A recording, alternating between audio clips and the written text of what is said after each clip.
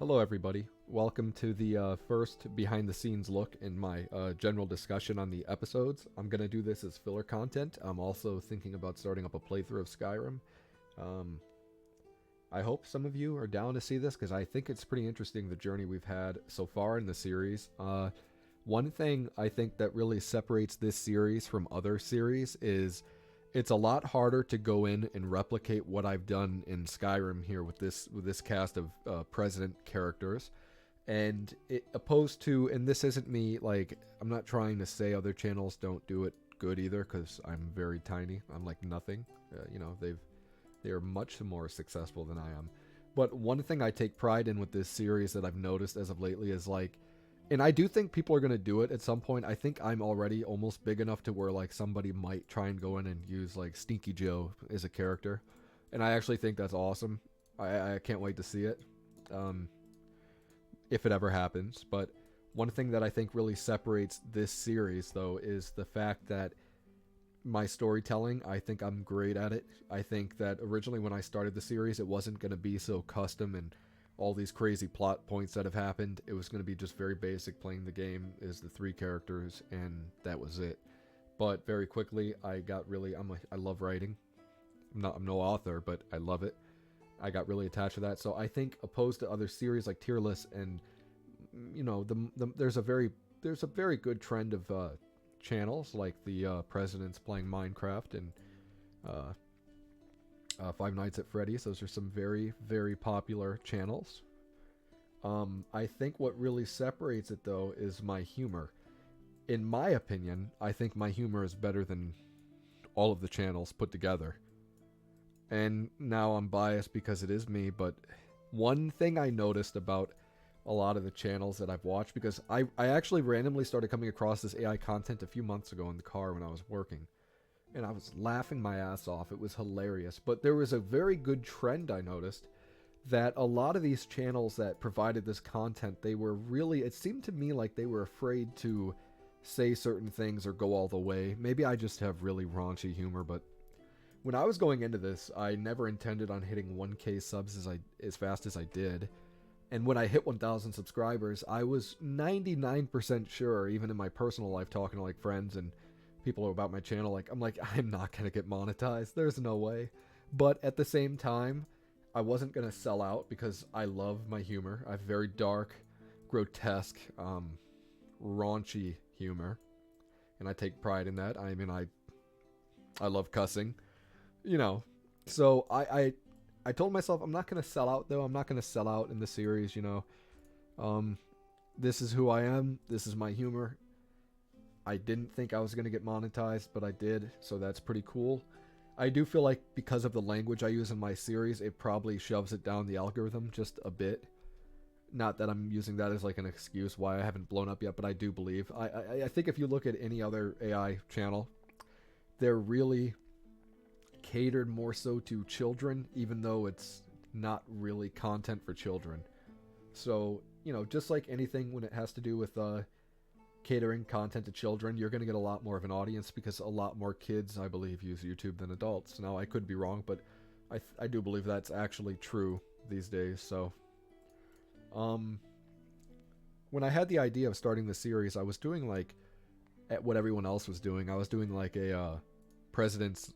I started with President's League of Legends tier list, and I had 3 of those videos up, and I deleted them off the channel because you think this series is raunchy, man? Those I went all the way, but they didn't do very well, so I deleted those, and then I did a Resident Evil 4 remake, a few parts of that, with them playing it. I deleted that.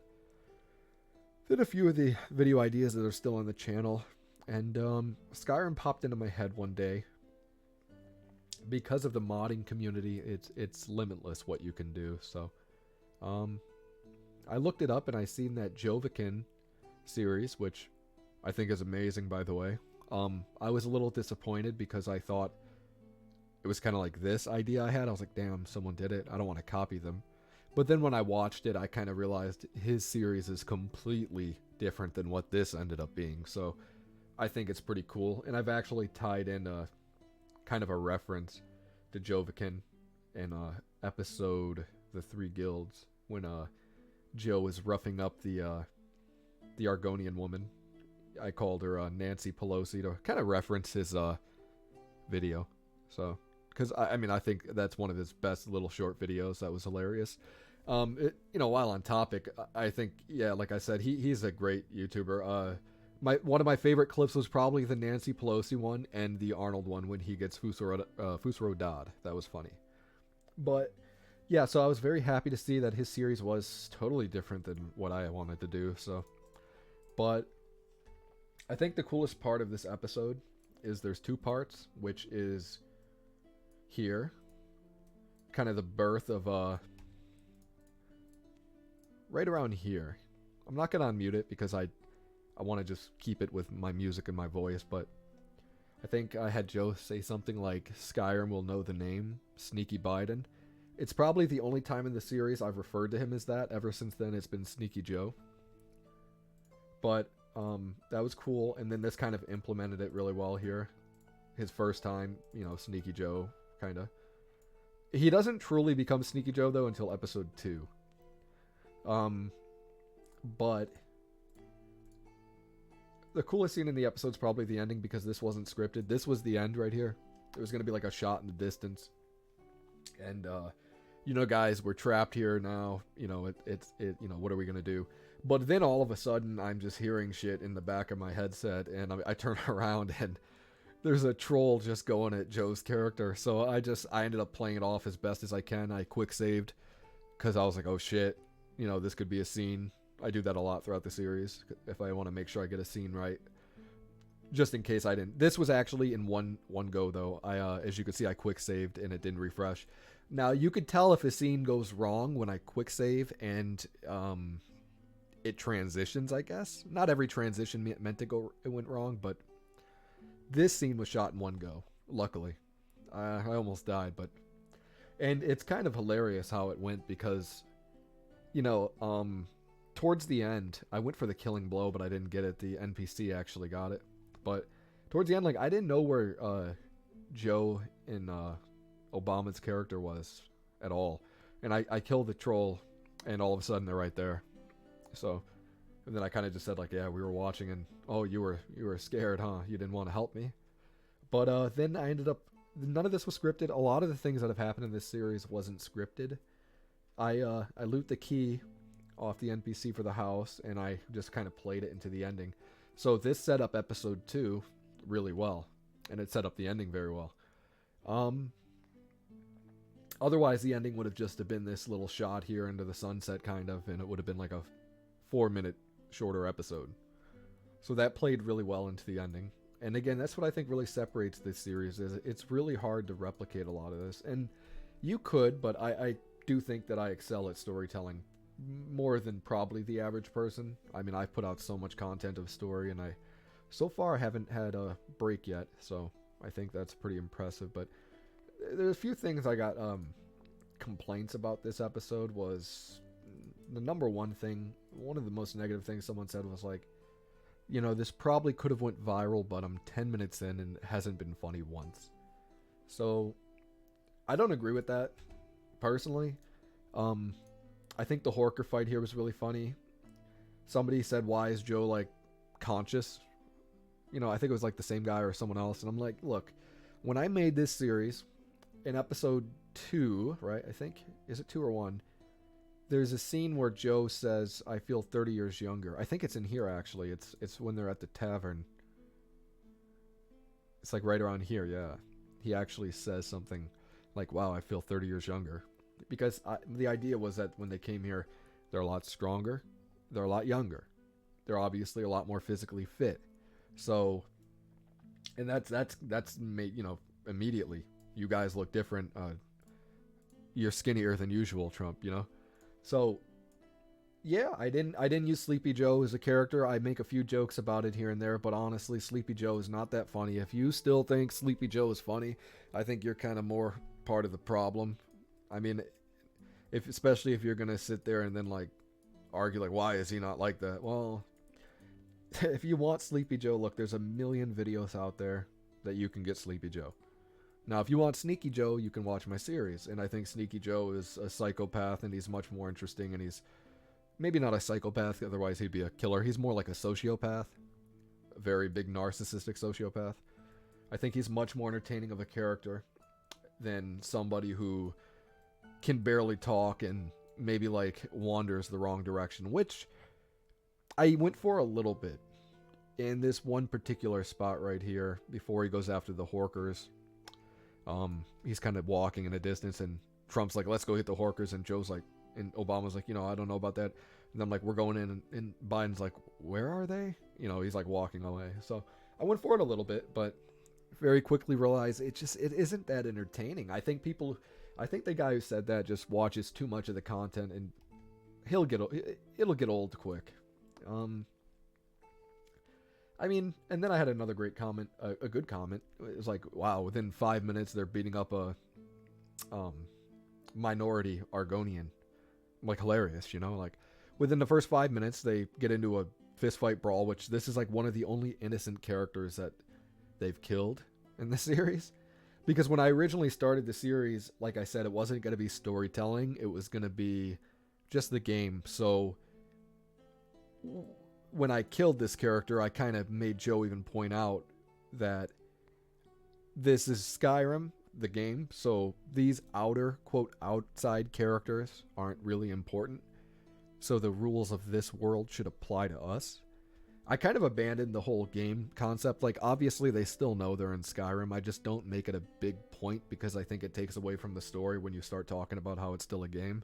But yeah, obviously they know they're still in Skyrim. They don't know why. They don't know how they got there. But yeah, so early on, this is one of the innocents they did kill. So, it was never meant to turn into this kind of story concept, but it has. So,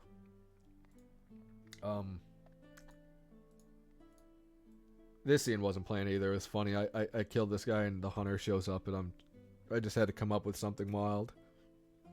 But let me see if that's everything I wanted to say. Oh yeah, a little funny thing is I think yeah, so Joe says that he took the Argonian's outfit, but he didn't. It goes, though, you could see the armor, it ends up being on Obama.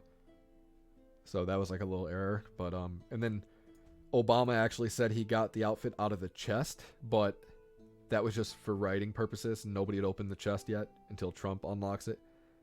Trump took the outfit off the ship from the dead body. And Joe's outfit, I forgot where I got Joe's outfit from. I think it was from the chest that Trump unlocked. I'm not sure. But I haven't added like items like that to any of the characters, so anything they do wear is natural. But I think that's all I have to talk about in episode 1. You can kind of see how very early in the series I was almost going more like a very role play feel to it. Like it was very natural, just the game. But I did abandon that pretty quickly. So the only regrets I have about this episode is like I do question sometimes whether or not I should have made it more funny and extreme. Like as the series goes on, it gets way more extreme. The humor grows, and the idea was that they woke up in Skyrim. They were kind of scared. They didn't know how they got there, why they were there. And they said early on in the village, I got your back, guys. I know we don't always get along, but let's have each other's backs. But as the series goes on and they become Dragonborn, they start to get more cocky. And then eventually they face the Necromancer's curse. And then they realize, hey, we're not that strong. We should go our separate ways to grow as characters. And Obama says, when we come back together, we'll be more powerful than ever. So that's the idea. Is as they got stronger, yes, they started getting cockier, and the obvious, like, more hateful words towards each other, maybe personal feelings, come out finally.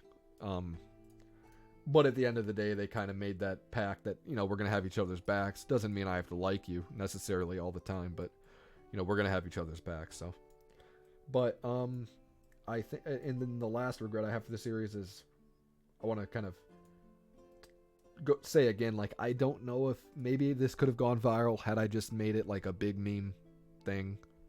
So sometimes I think about that. Someone asked me in my stream, like, how do I feel that it kind of blew up and then died? and the videos haven't gotten as many views as the first one. Yeah, it's something I think about, but I don't dwell on it. I do wonder, like, should I have gone full meme? What if I made, like, the one perfect meme video and it, like, got, like, 500,000 views? Would I rather have that than my series?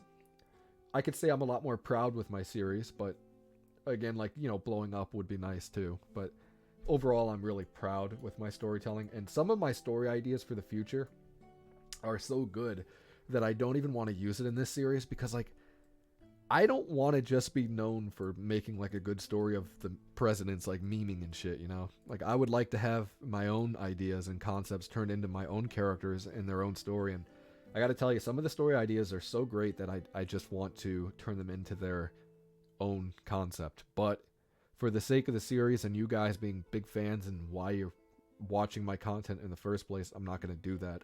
I'm not going to undermine my story just because it isn't truly, like, my creation.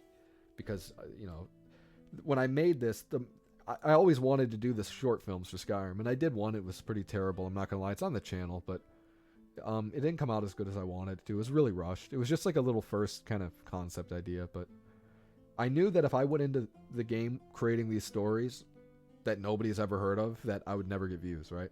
So I went with the presidents because it's kind of trendy right now, and it's just a way to get views. That doesn't mean I don't enjoy it, and I don't think it's hilarious. Obviously, I do. I have great humor, but at the end of the day, the goal is to show you guys that I can tell good stories, and hope that when this is over, you'll follow me into whether or not I try to do more Skyrim short films and get better at editing with, like, After Effects, right? Or I have another great idea for a series or a short film that I was thinking about bringing into this series called The Alchemist and the Plague. I've already got the whole character system worked out. It would feature I'll say this much, it'll feature a female lead dark elf who's a renowned alchemist. Renowned. But so yeah, I have great ideas, but at the end of the day, sometimes I like the series, but sometimes I do wish it was like my characters that I envision, you know? But that's maybe like for a different day. I plan on running the series for a long time, so I just hope I don't get burned out too fast. But the only other thing I kind of regret about this episode, and is extremely, and I'll be talking about it a lot in episode 2, is I didn't render this properly. I had the bitrate at 8 megabits, and it's supposed to be 30. That's why it looked fuzzier than later episodes. Now, I did even worse in episode 2. I didn't disable resampling. I was new to using Vegas, so I overlooked it, and that's why that episode has a bitrate issue, but also a frame rate issue. That episode is 30 FPS. At least this episode is 60 FPS, but it does have the bitrate problem, so yeah, I mean, I learned from it. It sucks that it happened so early in the series because, you know, when people are going to be introduced to it, but those are probably my only regrets. Is outside of that, I'm really happy with how it turned out. I love my own series. I watch it all the time, so. But that's it for this video. This one was a little longer probably than I assume like 2 and other parts will be, but that's because there was a lot to cover on the start of the series and the idea, so. Anyways, I hope you liked it, and let me know what you thought if you got through the video. Thank you. Take care. And if you guys haven't subscribed already, please do.